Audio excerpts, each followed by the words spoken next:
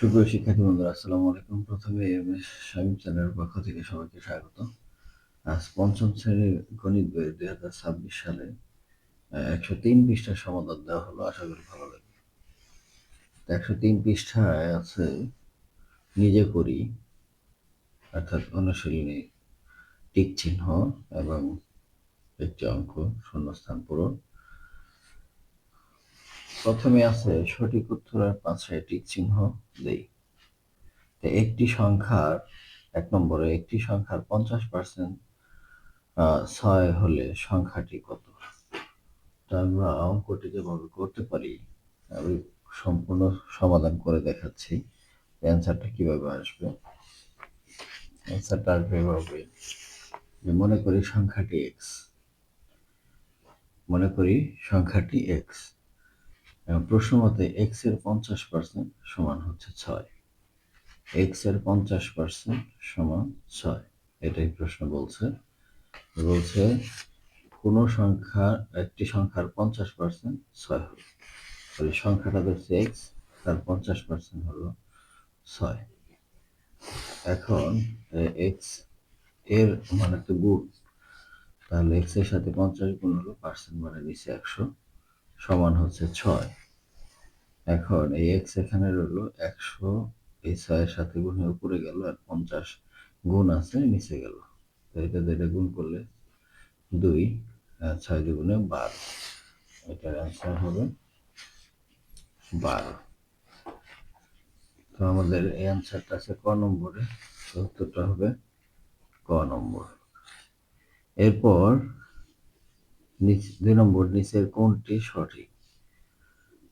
মানে এই এত সমান 45%, এত সমান 36%, এত সমান 18%, এত সমান 9%। তো আমরা কি অঙ্কটা করে দেখি যে 9/25কে যদি আমরা পার্সেন্টে প্রকাশ করি, অর্থাৎ নিচেরটাকে 100 বানাইতে হবে, তো এটা 4 দিয়ে গুণ দিতে হবে।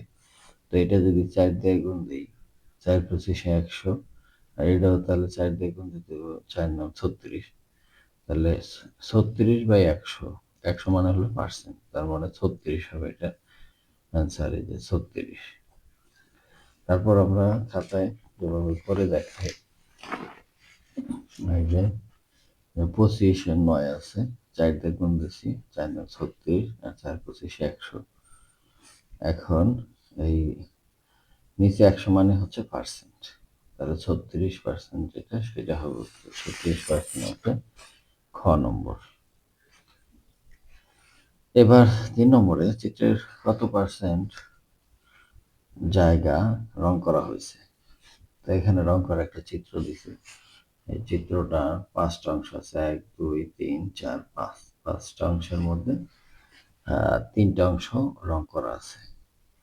তাহলে 5টা অংশের মধ্যে 3টা অংশ রং করা, তাহলে 100-র মধ্যে কত?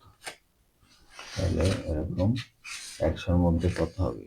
100কে যদি 5 ভাগ করি তাহলে 20 করে, তো 5 ভাগ করলে এখানে 20, এখানে 20, এখানে 20, এখানে 20, এখানে 20, তো টোটাল হচ্ছে 100। 100-র মধ্যে 3, অর্থাৎ 20, 40, 60, 60%। এটার উত্তর হবে 60%। এবার 4 নম্বর,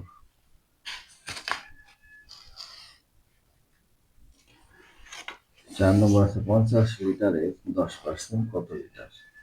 50 লিটারে 10%, তো 50 লিটারে 10% মানে 50-এর 10%। তো এটা ক্যালকুলেশন করলে 50-এর 10/100। তো এখন আমরা এই শূন্য বাদ দিই, এই শূন্য বাদ দিই, তাহলে 5 অক্ষে 5।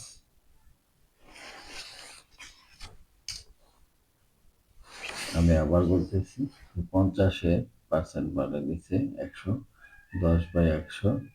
তো এখানে এই শূন্য বাদ, আবার এই শূন্যের সাথে এই শূন্য বাদ, থাকে কত? 5 অক্ষে 5। এটার অ্যান্সার হবে 5। আর 5 আছে কোথায়? এটা ক নম্বরে আছে 5।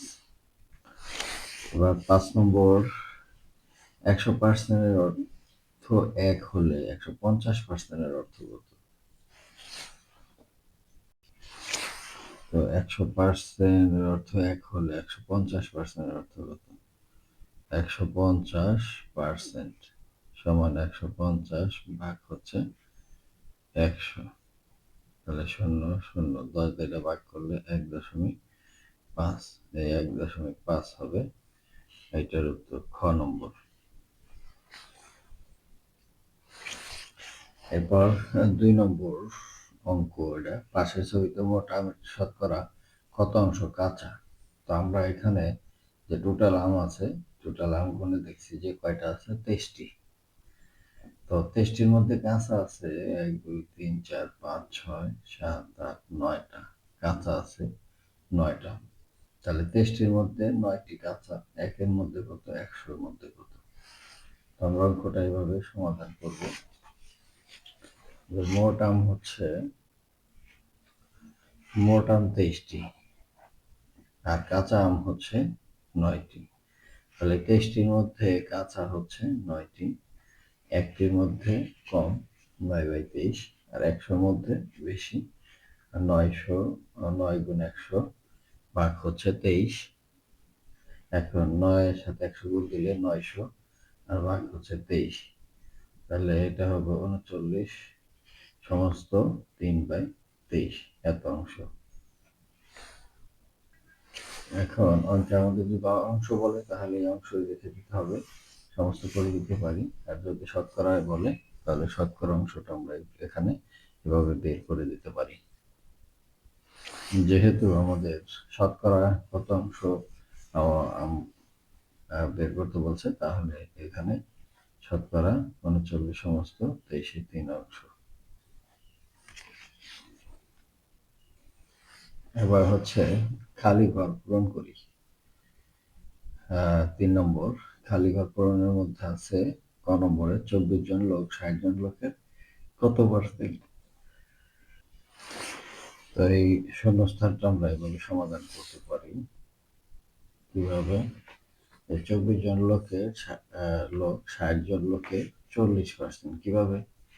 60 জনের হচ্ছে 24 জন, একে কত, 100-তে কত, 100 এটা 24-এর সাথে গুণ হবে। এখানে কাটাকাটি করলে এই শূন্য বাদ দেওয়া হয়েছে। তারপর এখানে 6 থেকে 6 দ্বারা 24-এ ভাগ করলে 4 6 24, 4, আর 4 দ্বারা এই 10-এর গুণ করলে 4 10-এ 40, এই 40% হবে এটা শূন্যস্থানে। এবার খ নম্বরে 650 টাকার 165% হলো কত টাকা? 165%। 650 টাকার 165% হলো 1072.5 টাকা। কেমনে? যে 650-এর 165% মানে হচ্ছে নিচে 100, এখন এই শূন্য কাটা, আর 5 দুগুণ 10, 5 তেরো 65, এখন 13 দ্বারা 165 গুণ দিয়ে 2 দ্বারা ভাগ দিলে 1072.5, এত টাকা আমাদের উত্তর আসে।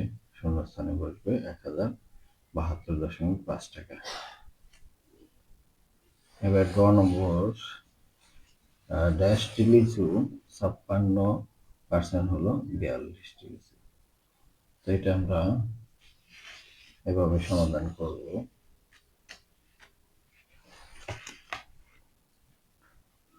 যে x এর 56% সমান 42, তো x এর 56% মানে 56/100। এখন এটার সাথে যাই গুণ হবে, এটা ভাগ হবে। তো আমরা এই ভাগগুলাই করছি, এখানে করার পর কাটাকাটি করছি।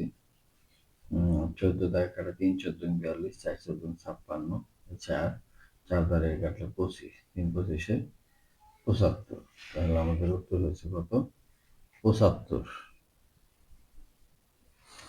তো শিক্ষার্থী বন্ধুরা, এটা হবে 75টি লিচুর 56% হলো 42টি লিচু, আর 650-এর 165% হলো 1072.5 টাকা, আর এটা হচ্ছে 40%।